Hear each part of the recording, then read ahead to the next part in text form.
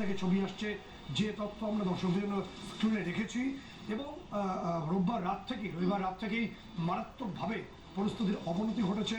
এবং তুমি দেখেছো যে এতটাই অবনতি, এতটা ভয়ঙ্কর পরিস্থিতি বাংলাদেশ জুড়ে এই মুহূর্তে তৈরি হয়েছে, গোটা বাংলাদেশ জুড়ে, যে বাংলাদেশের সমস্ত সেনা ক্যান্টনমেন্টকে হাই অ্যালার্ট করে দেওয়া হয়েছে।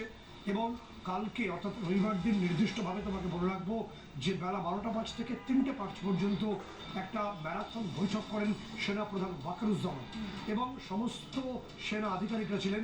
5 জন লেফটেন্যান্ট জেনারেল ছিলেন, ফাইজুর রহমান ছিলেন, এবং একই সঙ্গে SM কামরুল হাসান, তিনি সশস্ত্র বাহিনী প্রধান, তিনি সহ 5 জন লেফটেন্যান্ট জেনারেল ছিলেন, 8 জন মেজর জেনারেল ছিলেন, এবং 10 জন GOC, এরা সবাই ছিলেন। একই সঙ্গে তোমাকে বলবো যে এয়ার ডিফেন্স ব্রিগেডও এই বৈঠকে ছিল, অর্থাৎ প্রয়োজনে ফাইটার জেট ব্যবহার করা হতে পারে এই সম্ভাবনা ছিল। এবং সেই বৈঠকের পরে সিদ্ধান্ত নেওয়া হয় আজকে জরুরি ঘোষণা করবেন।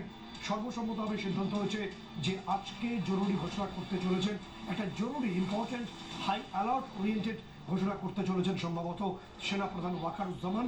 ভারতীয় সময় সকাল 10টা, বাংলাদেশ সময় সকাল 10:30টায় সেই ঘোষণাটি হবে এবং ঢাকার সেনানিবাস থেকে ঘোষণা হবে।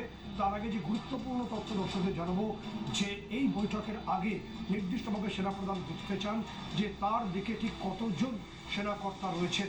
এবং এই বৈঠক চলাকালীন যে তথ্য আমরা পাচ্ছি সোর্স মারফত, যে লেফটেন্যান্ট জেনারেল এবং QMG ফাইজুর রহমানকে সরাসরি প্রশ্ন করা হয় যে তার অবস্থানটা কি, তিনি কোন দিকে থাকতে চান, এবং যদি কোনো রকম বেগতিক হয় বা তিনি যদি কনফিডেন্সে না থাকেন, সেক্ষেত্রে তার বিরুদ্ধে একটা পদক্ষেপ নেওয়ার কথা সেনাকর্তারা বা সেনাপ্রধান সঙ্গে সঙ্গে সিদ্ধান্ত নিতেন, এরকম সম্ভাবনা তৈরি হয়েছিল।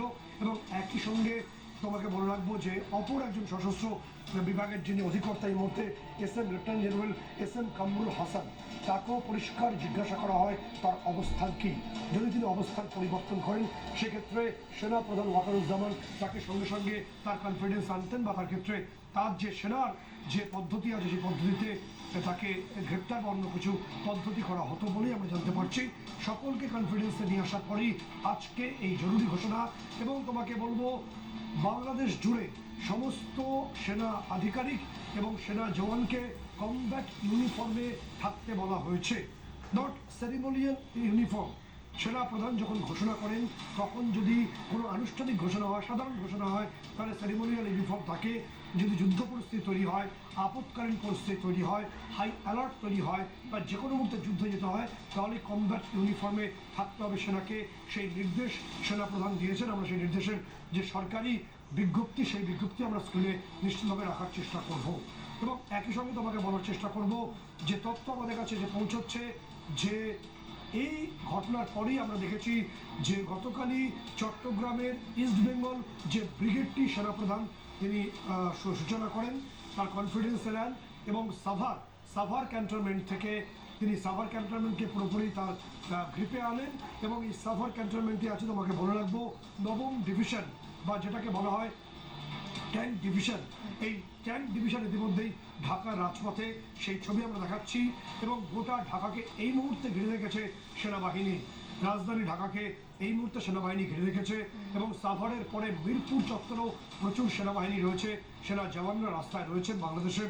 এবং বিভিন্ন যে ক্যান্টনমেন্ট থেকে এই মুহূর্তে সেনা জওয়ানরা রাজধানী ঢাকার উদ্দেশ্যে তারা যাচ্ছে, একে একে তাদের যে বিভিন্ন ডিভিশন এবং বিভিন্ন বাহিনীগুলো পৌঁছচ্ছে। এবং 10টায় এই ঘোষণার পরেই মোটামুটিভাবে প্যাসিভ হতে বলো বা ঘুর পথে বলো, ঢাকার এবং গোটা দেশে যত প্রশাসনিক, প্রতিরক্ষামূলক এবং যাবতীয় যে ক্ষমতা, তার সেনার হাতে আসতে চলেছে বলেই আমরা আগাম তথ্য জানাচ্ছি।